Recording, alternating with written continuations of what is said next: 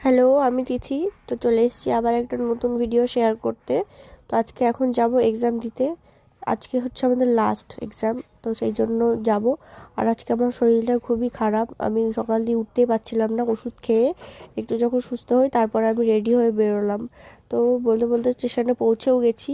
আর আমাদের বাড়ি থেকে স্টেশন বেশিক্ষণ লাগে না, ওই হাঁটা পথে 5 থেকে 7 মিনিট, আর টোটো করে গেলে 2 মিনিটেই চলে যাওয়া যায়। তো এসেই তো দেখলাম যে ট্রেন দাঁড়িয়ে রয়েছে, ওই জন্য আর বেশি চাপ হয়নি। এই দুদিন মানে আগে যে দুদিন গেছি প্রচণ্ড ভিড়, বসার তো জায়গা পাইনি। তো আজকে এই লাস্ট পরীক্ষার দিন, আজকেই ফার্স্ট যে বসার জায়গা পেলাম একটু। আর ট্রেনে করে ঘুরতে আমার বেশ ভালোই লাগে। আমার কোনো সেরকম আত্মীয়র বাড়ি নেই যে যেখানে আমি ট্রেনে করে বেড়াতে যাব। তো ওই জন্য অনেক দিন পর পর যেহেতু ট্রেনে উঠি, আমার ওই জন্য খুব ভালো লাগে ট্রেনে উঠতে। আর ট্রেনে বসে তো একদম আরও বসেছিলাম জানলার পাশে।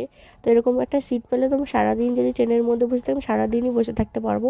আবার বেশি যারা অনেক দূরে যায়, 2-3 দিনের ব্যাপার, অনেক দূরে দূরে ট্রেনে যেতে হয়, তো ওইটা পারবো না। অত দিন আমি আটকে জায়গায় থাকতে পারবো না ট্রেনের মধ্যে। তো এখান দিয়ে এইদিকে যেতে না অনেক কিছু দেখার আছে।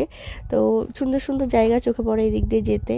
তো একটু বাদেই আসবে হচ্ছে খোরে নদী, যার উপর দিয়ে মানে ট্রেন লাইনটা, ব্রিজ দেখতে দারুণ লাগে। তো তোমাদের দেখাই চলো। এই দেখো, আর একটু পরে যে নদীটা উপর দিয়ে দেখা যায়, পুরো সবুজ লাগছে একদম দেখতে। আর এখানে আমি অনেকবার এসেছি সাঁতার শিখতে। এইদিকে না, ওই লাস্টের মাথার দিকে অনেকবারই গেছি সাঁতার শিখতে। তো এই নিচের দিকে এখন অনেক কিছু কাজ চলছে, হয়তো কিছু হবে, তৈরি হবে এখানে। তো তৈরি হলে আবার যদি তারপরে কোনো দিন এখানে আসি, তো তখন আবার দেখাবো যেদিকে কী আছে। তো প্রায় বলতে বলতে বেথুয়ার কাছাকাছি চলে এসেছি। তো বাড়ি থেকে বেথুয়া যেতে ওই আধা ঘন্টার মতো লাগে, বা 25 মিনিট এরকমই লাগে। তো বেশি একটা লেট হয়নি, তাড়াতাড়ি গেছিলাম। আর এক্সাম ছিল আমাদের 1টা থেকে। তো ট্রেন ঠিক সেই টাইমে ছিল না, ওই জন্য আমাদের 2 ঘন্টা আগে যেতে হয়েছে। 2 ঘন্টার মধ্যে আর কোনো ট্রেন ছিল না। তো তারপরে যদি যেতাম তো আবার এক্সাম শুরু হয়ে যেত ততক্ষণে। তো তারপরে তো আমরা স্টেশনে পৌঁছে এখন টোটো করে কলেজের সামনেও চলে গেছি।